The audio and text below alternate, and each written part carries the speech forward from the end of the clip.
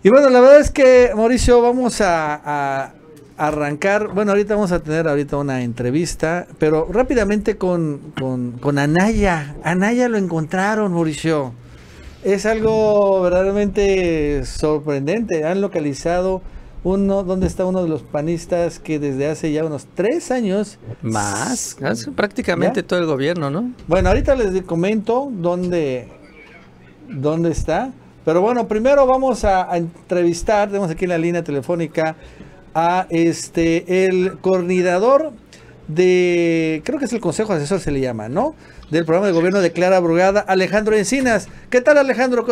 ¿Cómo estás? Mucho gusto en saludarte. Al contrario, Nacho, un gusto saludarte. Muy buenas tardes. Buenas tardes. Oye, fíjate, Alejandro, que bueno, ahorita en la Ciudad de México se está empezando, parece, a hacer el epicentro pues de la batalla electoral incluso nacional. Ayer encontraron y allá en Coyacán una mapachera en donde, bueno, pues detuvieron a tráiler con enseres de parte del candidato prianista Giovanni. Y bueno, la verdad es que creo que estuvieron detenidos. ¿Nos puedes compartir más sobre esta situación bueno, entre las mapacheras y todas estas irregularidades que ya empiezan a registrarse ahí en la Ciudad de México? Cómo no, Nacho, con mucho gusto. Bueno, hay que partir de que la Ciudad de México siempre ha sido el epicentro de los procesos electorales federales en el país.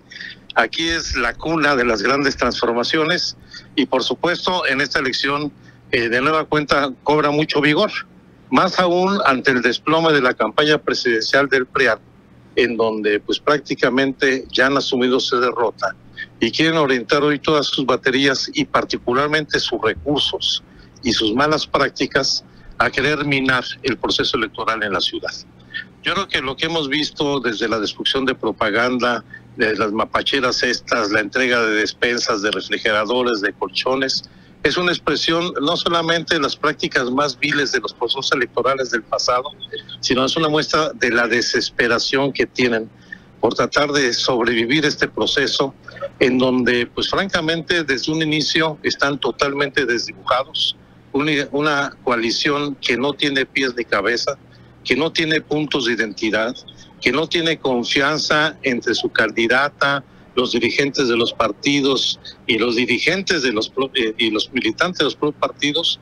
Y lo cierto es que eso lamentablemente es una muestra de qué está pasando en el país, la crisis profunda del sistema de partidos políticos y, lo que es más lamentable, el pretender regresar a las viejas prácticas de fraude del pasado.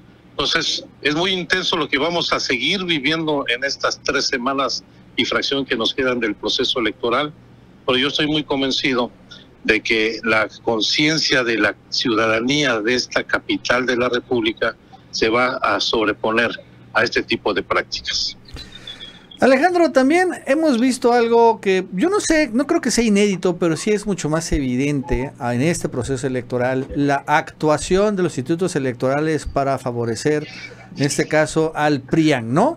Cuando, bueno, pues le ponen una censura a un montón de personajes de la campaña de Clara Brugada para que no puedan decir cártel inmobiliario. Creo que tú no lo podrías decir.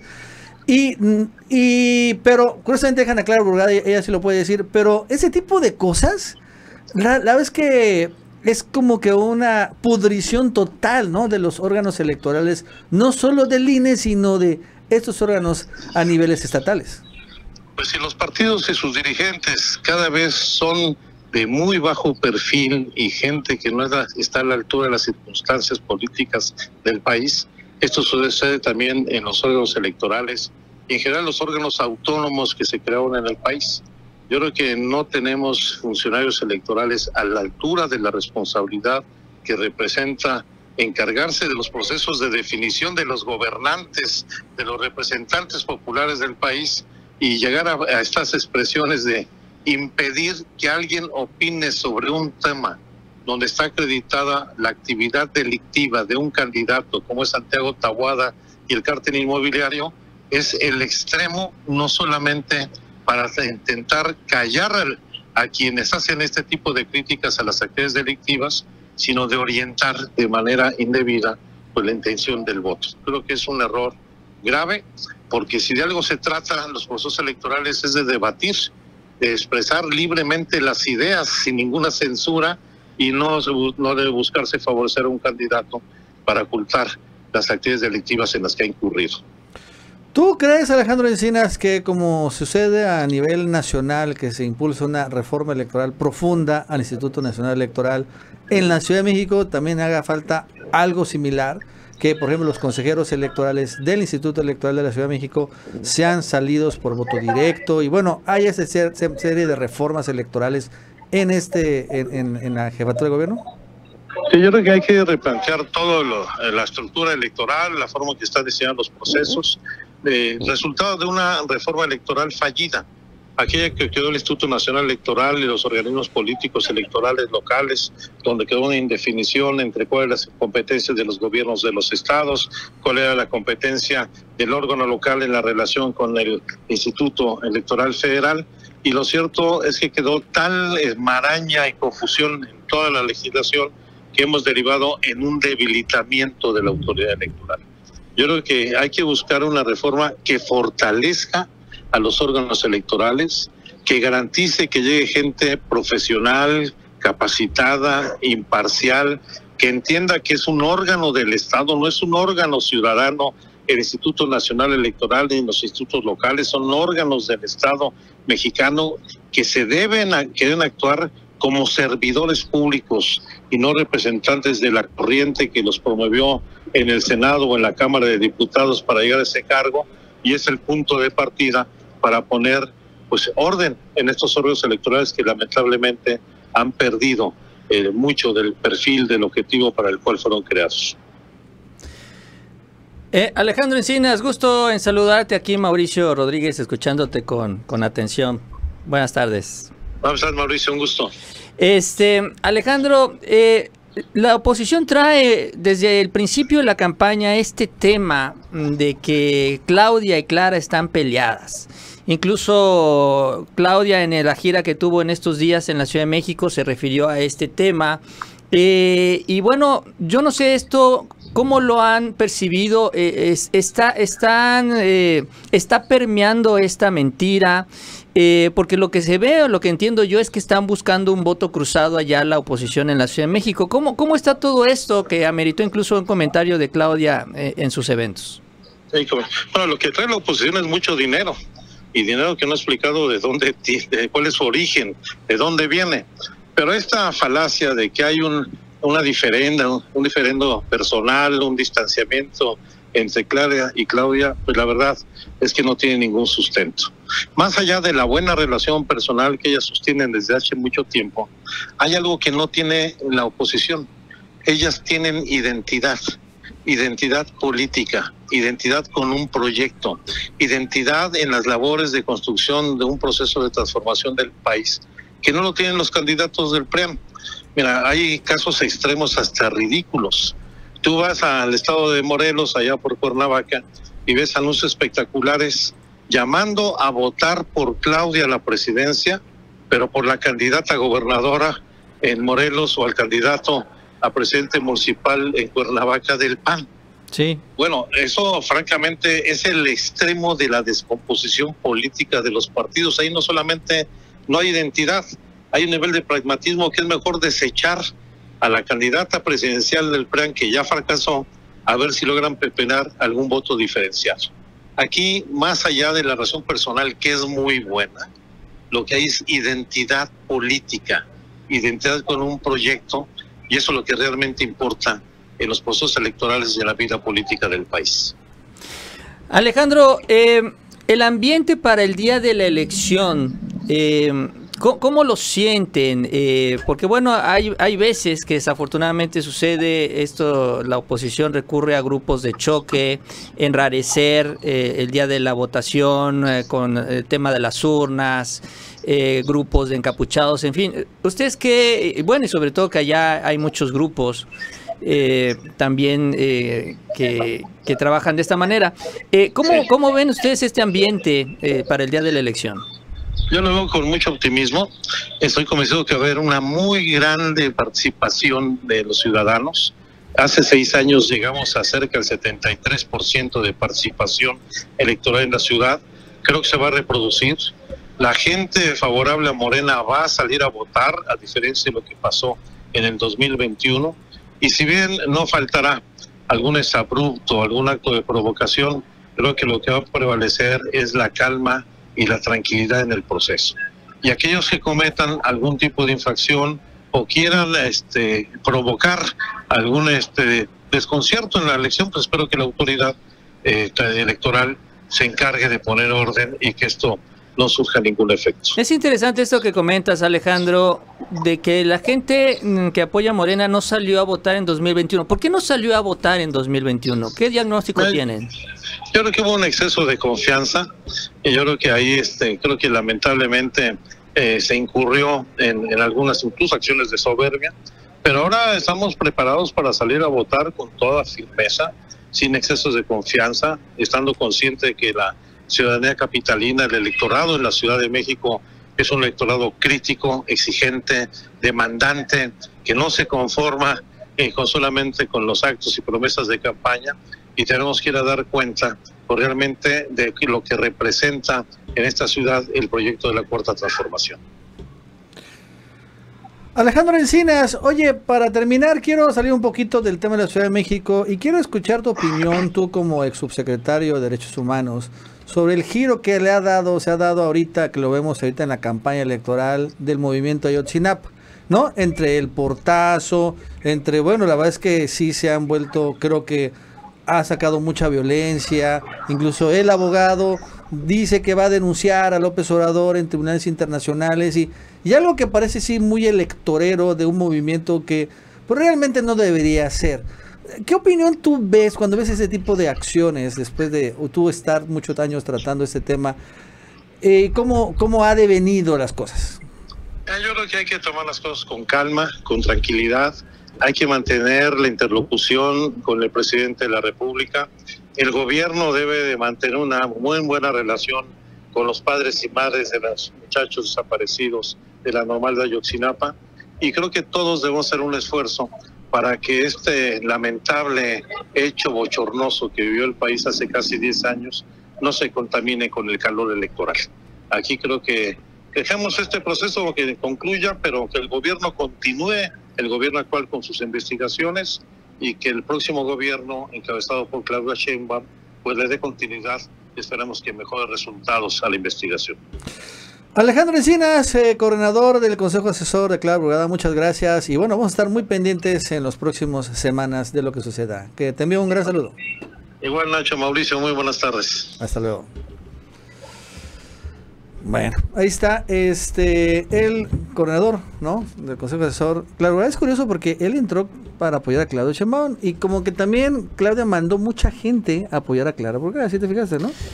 Sí. La propia Citlali es gente de Sheinbaum, está bien, 100% con Clara Brugada, en fin, muchos están ahí, se les interesa muchísimo a Claudia Sheinbaum, sin duda a la Ciudad de México. Por esa razón también cae en un debate estéril este enfrentamiento supuesto que hay entre Clara y Claudia Sheinbaum, cuando vemos que al contrario Sheinbaum le está metiendo todas las ganas a la Ciudad de México para que gane Clara Brugada con el mayor margen, obviamente la mayoría calificada en la Asamblea Legislativa y la mayoría de las alcaldías, y si se puede, la famosa Benito Juárez. Mira, Nacho, en el extremo llegaron a decir que incluso Claudia ya había negociado con Taboada qué es lo que iban a hacer cuando una llegara a la presidencia y el otro a la jefatura de gobierno. O sea, llegaron a ese nivel, pues. Y no dudo que hay gente que eventualmente sí puede creer esta mentira, sobre todo gente que apoya al PAN, pero esa es la misma idea del voto cruzado. O sea, ya lo que vimos, mira, se había anunciado, bueno, había trascendido, para ser precisos, que si Xóchitl no levantaba después del segundo debate, Nacho, le iban a abandonar. Y el día de hoy se confirmó. El día de hoy se dio una conferencia de prensa donde Xóchitl Gálvez no fue la protagonista principal, sino fueron los candidatos a la gubernatura y a la jefatura de gobierno, gubernaturas de Veracruz, de Puebla, la jefatura de gobierno de la Ciudad de México y, ¿de qué otro estado se me fue? Pero bueno. ¿De Guanajuato? No, de Guanajuato. Y de Morelos, Luz y Mesa. Entonces, esos estados que controla la 4T los quiere ganar el PAN y el PRI. y sienten que ahí son más competitivos. Y sí lo son, están más parejas las competencias. No sé, en Veracruz no lo veo, Mauricio, honestamente. Pues yo creo que a nivel federal, sí, yo creo que Claudia tiene una ventaja, pero en Veracruz súper importante. Yo no veo que ni en Veracruz ni en Morelos esté muy competida. Bueno, eso es lo que siente el PAN, Nacho. Te digo, claro, la ilusión panista, no me los acabes tan rápido, ¿no? Pero entonces centran su atención en las gubernaturas. Ya no centran su atención en Xóchitl Gálvez. A Xóchitl no la puedes dejar morir porque si se hunde como el Titanic te arrastra todos los votos. O sea, no la puedes dejar. Tienes que tenerla a flote, ya que no crezca pero que no baje. Pero ya la atención se va a centrar, como lo dijo el propio Encinas, en el resto de las candidaturas, sobre todo la Ciudad de México. Entonces sí, le van a meter mucho dinero, muchas trampas, y van a tratar de hacer todo lo posible para robarse la elección en la capital. Sí, sí, y, o sea, es que son estados, que les interesa, donde hay todavía un panismo, vamos a llamarle así, no tan liquidado. Obviamente en Veracruz están los Yunes, en Morelos está Graco Ramírez, ¿no? Y el otro, ¿cuál es? En la Ciudad de México, bueno, pues todo el cártel inmobiliario. Entonces hay un enorme interés en ganar, o bueno, robarse, bueno, no ganar, robarse la elección. Pero de todos modos, sí es interesante cómo ya están dejando a Xóchitl fuera. ¿Qué más puede hacer Xóchitl Gálvez? No, pues ya, mira, hoy salió un estudio de Citibanamex. Correcto. Que dice que Claudia va a ganar. O sea, ya hasta los banqueros lo reconocen. Pero, y es que aquí también es donde se ve la estrategia. Pero pueden competir el PAN en la Ciudad de México, en Veracruz, en Morelos, o sea, saca estos mismos estados. Sí, o sea, claro, ya la atención y la estrategia de ellos está centrado en estos estados, Nacho. Por eso hay que ponerle mucha atención porque, mira, los gobernadores panistas le van a meter dinero a sus estados. O sea, esos, digamos, están resueltos. Los del PRI también. Pero en estos estados en donde ellos no gobiernan... ¿Pero cuál del PRI? No tiene ningún del PRI. Sí, bueno, está Durango y Coahuila, Nacho. Ya todavía tiene dos. Pero no hay elección a gobernador ahí. No, pero ahí pues ellos se van a encargar de meterle la lana. Pero sí, en estos estados donde gobierna la 4T, finalmente ahí sí necesitan este apoyo adicional, ¿no? Este dinero de los empresarios, y ahí es donde están haciendo estas alianzas. Sí, quieren ahí meterle, pues intenta robarse la elección, pero digo, no necesariamente no veo como Veracruz, un estado gobernado por Morena, bien por Claudia García, además totalmente entregado a López Obrador, y con una candidata acuérdense que Rocío Nale fue, junto curiosamente con Margarita González Sarabia, la de Morelos, fueron las únicas dos mujeres que ganaron sus encuestas. No, ellas no llegaron por paridad de género a sus candidaturas a la gobernadora. Ellos ganaron las encuestas a todos los candidatos varones. Ahora me dices que en estas dos van a perder, ¿no? No que van a perder, que son la prioridad. Son prioridad sí, ahorita. Que se están creyendo, el panismo, las mentiras, ¿no? Los Yunes y las que... Nacho, hasta salió ya Miguel Ángel Yunes, dio una conferencia de prensa hoy, o sea, realmente ya están metidos de lleno, y obviamente la guerra sucia en contra de Rocío ha sido tremenda. Brutal. Sí, la verdad. Mira, aquí está Miguel Ángel Yunes, sí, pero mira, salir Miguel Ángel Yunes y él cree que va a dar... ¿Que le va a sumar puntos? Va a sumar puntos al PAN. ¿Sí me entiendes? Eso es la soberbia de los panistas. Vamos a ver lo que dijo un poquito Miguel Ángel Yunes. Lamento dejar sin tema a la candidata de Zacatecas, al payasito de Palacio, al Lord Fentanilo y a otros personajes de la picaresca política veracruzana, pero así es la vida. A partir de hoy, la pelota quedará en su cancha y tendrán que ser ella y ellos quienes rindan explicaciones. Yo no les diré que solo pregunten de cosas interesantes o acusaré a los medios de hacer un complot en mi contra. Preguntar es su derecho, ejérzanlo y exíjanlo. Recientemente, la casateniente de Zacatecas, que quiere gobernarnos, utilizó esta ficción para agredirme en un debate y después en una entrevista, sin que viniera al caso, porque hasta entonces yo pensé que no estaba invitado a la fiesta. Ya veo que sí lo estoy. Pues entonces a cantar y bailar todo, también ella. Pues bien, hablemos de la carpeta azul. Este cuento nació hace más de una década. La autoridad procedió a analizar todas las denuncias y después de varios años de investigaciones, estudios, análisis, peritajes, valoración de pruebas y demás trámites, llegó a una conclusión. La conclusión es que no existe ningún delito y por lo tanto se determinó el no ejercicio de la acción penal. Esto significa que ni yo ni nadie cometimos ningún delito, que todo era basura. Lo anterior me fue notificado por la Fiscalía General de la República desde el día 12 de abril del año 2023, mediante oficio 3/103/2023. Señalaron que no cometió delitos. Bueno, y él cree que saliendo ahorita, pues bueno, los veracruzanos van a votar masivamente. ¡Wow! Por el PRIAN, el regreso de los Yunes. No, pues. Sí, bueno, sí, el candidato es de apellido Yunes, es de la familia. Es el sobrino, sí. Son lo mismo, o sea, están repartidos entre el PRI y el PAN. Pero sí, bueno, Veracruz es un estado muy importante en el ámbito electoral. Creo que es el tercer estado, ¿no? Tercero o cuarto de población electoral, el más importante. Entonces también es un estado muy, muy, muy significativo en este proceso federal. Y pues también para el PAN, por eso es muy Pero fíjate que allá importante, ¿no? En Veracruz el panismo no es homogéneo. Por ejemplo, están los Yunes, pero están este grupo de que controla Julián Rementería, ¿no? Sí, también está este Bueno, otro. ellos dos están peleadísimos, Mauricio. Peleadísimos Sí, a pero muerte. el grupo de Julián no representa nada, ¿no? Sí, pero finalmente el grupo de Julián prefiere que gane Rocío Nale por mucho a que regresen los Yunes. ¿Sí me entiendes? Sí, sí. O sea, hay este tipo de pleitos ahí. Y el panismo sí es fuerte allá en Boca del Río y en el puerto de Veracruz, ¿no? Sí, efectivamente, son los lugares más importantes. Pero Veracruz es tan grande y es un chorizón. Tiene un montón de ciudades importantes. Y en todas las ciudades es donde Morena tiene una enorme ventaja frente al PAN. Enorme, contundente. En donde no hay panismo. Y donde, bueno, saca finalmente, probablemente Rocío va a sacar la mayoría de sus votos. Y en una de esas, allá en el puerto, donde los Yunes han hecho su propio cartel inmobiliario, acuérdense que hay una torrezona en medio de toda la del puerto de Veracruz, en la zona histórica, pues igual este tema del cartel inmobiliario impacta, ahí acaba impactando allí en el puerto de Veracruz.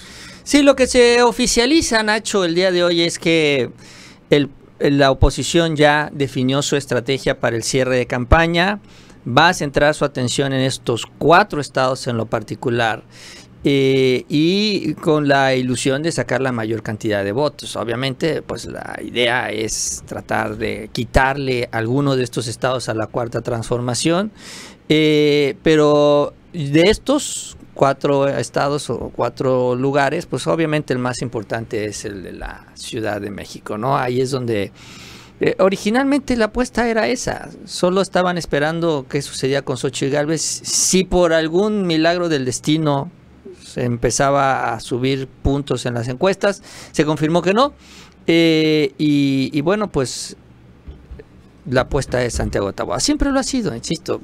Pues Santiago Taboada es del grupo de Marco Cortés, ¿no? Sí, claro.